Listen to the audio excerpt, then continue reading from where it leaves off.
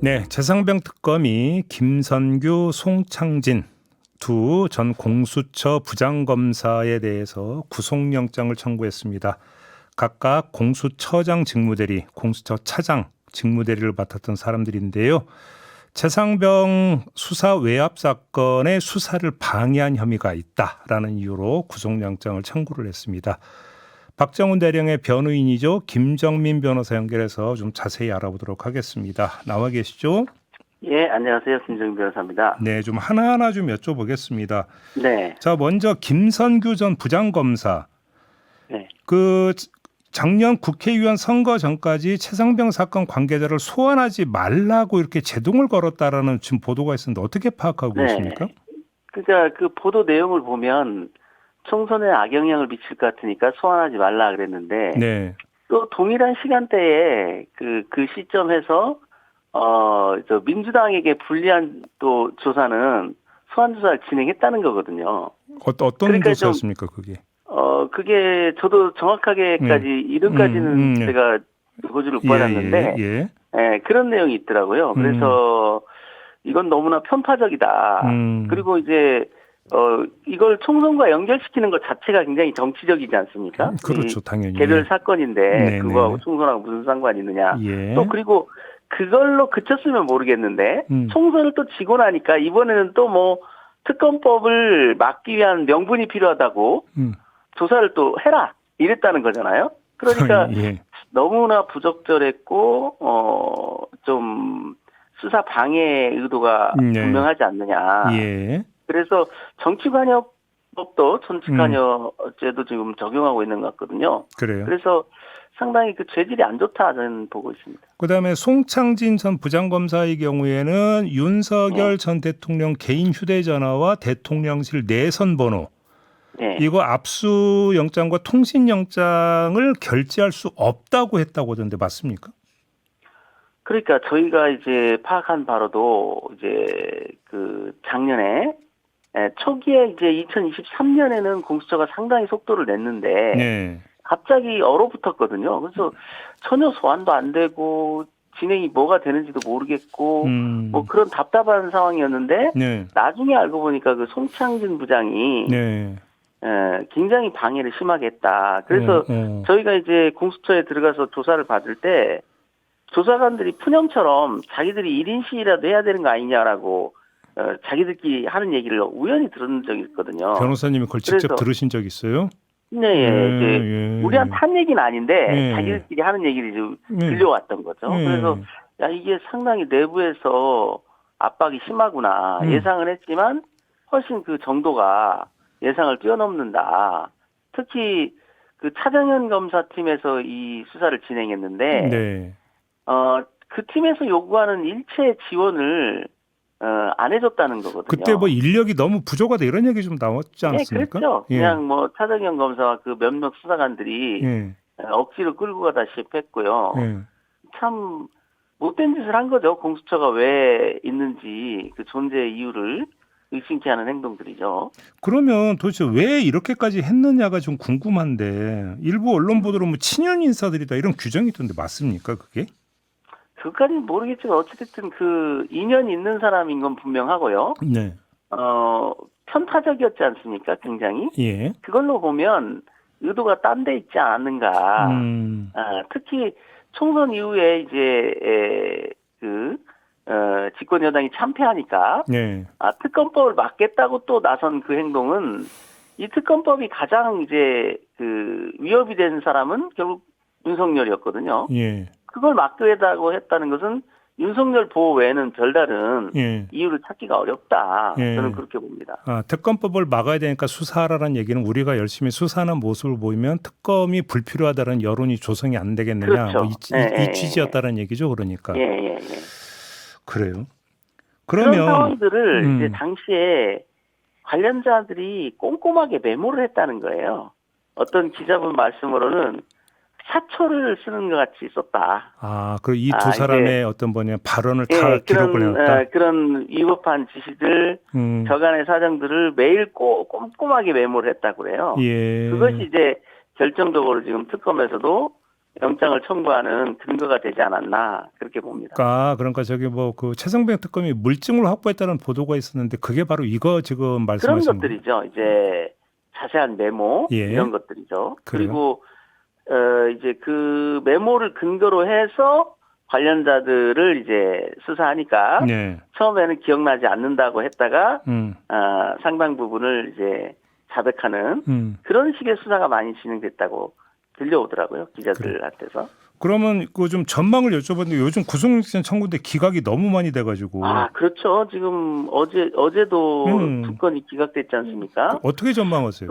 도대체 이해할 수가 없고요. 그러니까 재질이 굉장히 안 좋은데 주요 범죄가 직권남용이다 보니까 또 직권남용의 그 한계, 네. 법리가 까다롭다, 뭐 다툼의 여지가 있다, 사실관계는 인정되나 뭐 다툼의 소지가 있다, 이런 식으로 기각될 수도 있지 않느냐. 네. 그래서 처음에 다수의 영장이 기각될 때도 요새는 그거였거든요. 특검이 파악하고 있는 사실관계는 대체로 맞는데 예. 이게 법적 응용을 했을 때 유죄가 확실치 않다. 예. 또 그리고 직권남용 범죄가 그동안 실형이 잘 선고되지 않았던 범죄거든요. 네. 그렇다 보니까 구속하는데 무리가 있지 않느냐.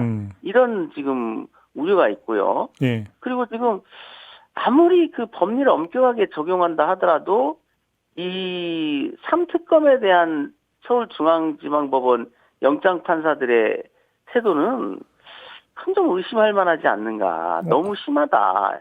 심해도. 그래서 지금 걱정을 하고 있는데요. 예. 그런 걱정은 특검도 충분히 가지고 있는 걱정인데도 불구하고 그 수사팀에서 상당히 필요성이 있다라고 강하게 요청했다는 말이 있더라고요. 그러니까 그 최성병 특검으로 한정을 하면 그 전에 이종섭 전 국방장관 등을 뭐 5명 그 구속영장 청구했는데 다 일단 기각된 적이 있잖아요. 임성근 전 사단장 임성근 빼고는. 전 사단장만 발부가 됐고 나머지가 전부가 기각이 됐죠. 근데 그 중에는 뭐 박진희 같은 경우는 너무 노골적인 거의 협박 수준 그런 개입이 있었는데도 그 영장을 발부하지 않는다는 것은 좀 이해가 안 되고요. 네. 또 이정석 국방장관과 김계한 사령관도 거의 2년 넘게 대국민 사기극을 벌였지 않습니까? 그 대통령 경로는 없었다. 박정훈의 망상이다. 뭐 자기 범죄를 덮기 위해 쇼하는 것 같다. 이런 극악무도한 그 거짓말들을 늘어놨는데 거기에 대해서 단죄하겠다는 그런 마음이 안 든다는 것은 정말 이해가 안 되는 뭐 딴 나라 세상 사람인지 뭐 판사들은 도저히 저는 이해가 잘 안 돼요. 그 또 한 명 오동훈 공수처장 있잖아요. 네. 그 이 송창진 전 부장검사의 국회 위증 사건을 1년 가까이 대검에 통보하지 않은 혐의로 입건이 됐는데 관련 수사가 어떻게 되는지 혹시 좀 얘기 들으신 게 있습니까? 그건 저는 들어본 바 잘 파악이 안 되고요. 네. 제 예상으로는 이 직권남용뿐만 아니라 직무유기는 더 어렵거든요. 직무유기는 고의적인 직무 방기 판례에 따르면 이게 아니면 좀 힘들다라는 그런 판례가 있기 때문에 오동훈 처장은 그 기소하기도 만만치 않을 것이다. 다만 이제 고발이 들어왔고 여러 가지 또 수사가 필요한 부분은 팩트를 규명해야 될 필요는 있어서 이 건 자체는 필요했을 텐데 과연 기소가 가능할지는 조금 걱정스럽습니다. 아니 공수처 지금 물론 뭐 혐의 내용인데 이거를 뭐 그 사실로 단정을 해서는 안 되겠지만 혐의 내용이 사실이라고 치면 공수처까지 이래버리면 어떻게 해요? 그러니까요. 공수처 믿었는데 공수처까지 장악됐다는 얘기죠. 그래서 그때 나왔던 걱정이 뭐냐면 오동훈 처장이 임명되기 전에 이런 소문이 돌았어요. 윤이 자기 최측근을 처장으로 임명해서 이 최혜병 사건을 조사한 팀을 날려버릴 것이다. 공상 비밀 누설로 구속할 것이다. 막 그런 공포가 그 공수처를 휩쓸었거든요. 참 권력이라는 게 민주주의 국가에서도 이 권력이라는 게 국민으로부터 나온 권력이 이렇게 야비하고 무서울 수 있다라는 것을 보여준 거죠. 그래서 고양이 목에 방울을 달아놨는데 그 방울이 지금 엉뚱한 때 울리는 공수처를 말하자면 그 절대 권력을 통제하기 위해서 힘들게 만들었지 않습니까? 근데 절대 권력을 통제하긴커녕 그 절대 권력의 비위를 조사하는 사람들을 통제하는 예. 지금 역작용이 일어난 거죠. 그러니까요. 공수처의 존재 이유를 무색해하는. 그러니까. 그래서 영장 청구를 한 거다라고 저는 보여져요. 변호사님 모신 김에 좀 다른 문제도 좀 여쭤볼게요. 그 VIP 경로설과 관련해서 윤석열 전 대통령이 가서 조사를 받았습니다. 예. 근데 그 조사를 받으면서 했다라는 진술 내용 보셨죠? 보도를 통해서. 예, 보도가 근데 두 가지로 나눠지는 것 같아요. 하나는 뭐냐면 예. 나는 그 사건에는 언급을 안 하고 왜 구조활동 중에 이 병사가 죽었냐에 대해서 질책을 했다. 예. 그건 2024년 5월경에도 했던 말이죠. 기자회견 때. 그리고 나서 그리고 나서 그런 버전이 있고요. 자기는 수사 결과에 대해서 이해가 안 돼서 물어봤고 잘하라고 지시한 것뿐이다라는 두 가지 버전이 있는 것 같은데 뭐가 정확한지는 모르겠어요. 그런데 지금 여러 저기로 나오는 것은 굉장한 경로가 있었다. 거의 쌍욕 수준의 욕이 있었다. 쌍욕 수준의 이런 얘기가 있었다거든요. 그리고 또 최근에 확보된 정보에 따르면 그날 그 얘기만 한 게 아니라 군사경찰까지 축소하라는 이미 7월 31일 날 군사경찰을 대폭 축소하라는 지시까지 내려졌다는 것 같아요. 이 얘기는 뭐냐면 사건에 대해서 언급했을 뿐만 아니라 사단장을 빼라는 얘기도 했을 뿐만 아니라 더 나아가서 그 사단장을 잊혀가려는 군사경찰에 대한 굉장히 적대적인 그 원색적인 비난과 함께 조직 축소안까지 지시한 거다. 그렇다면 뭐 그날 일어났던 일은 그들이 자백하지 않는다 해도 위로가 추정이 되지 않습니까?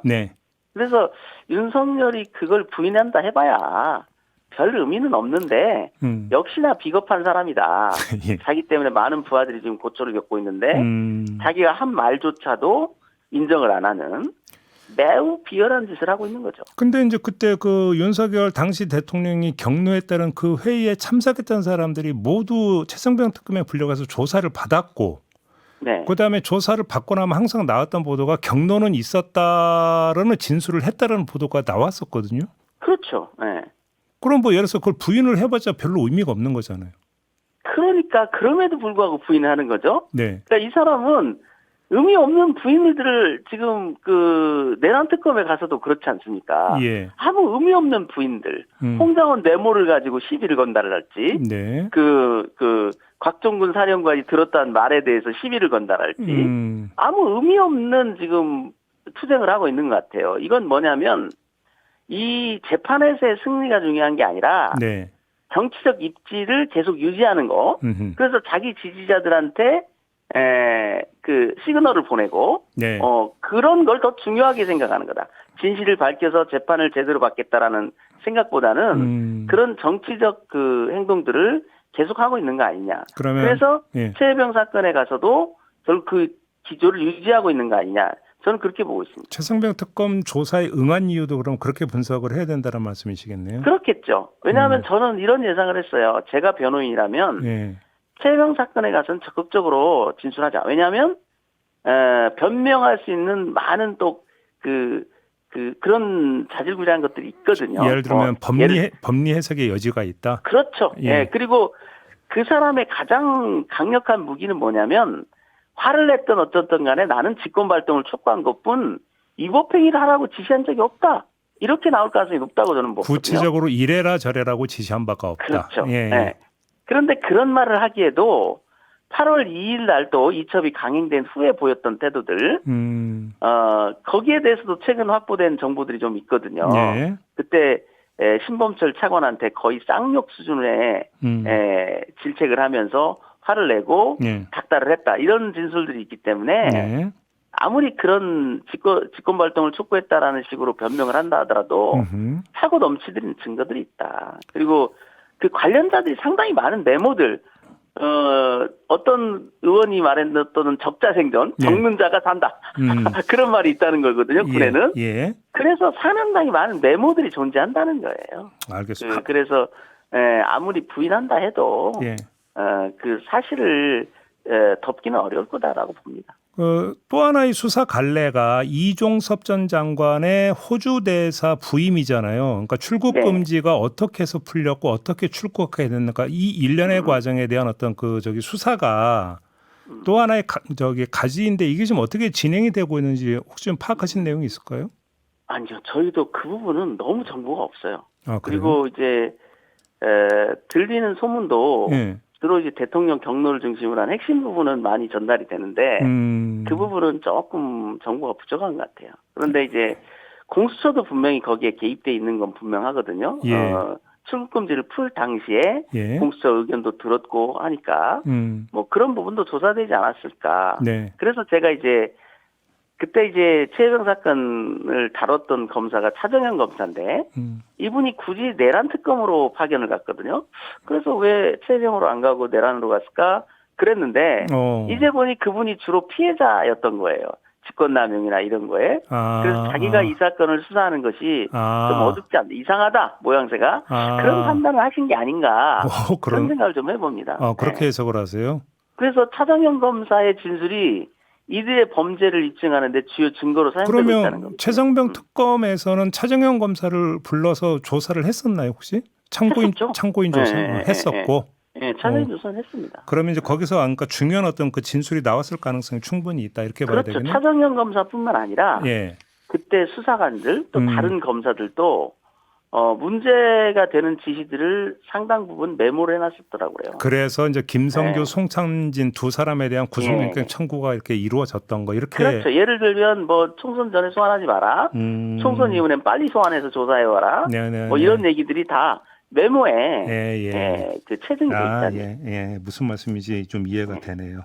알겠습니다. 자, 오늘 말씀 여기까지 들을게요. 고맙습니다, 변호사님. 네, 감사합니다. 네, 김정민 변호사와 함께했습니다.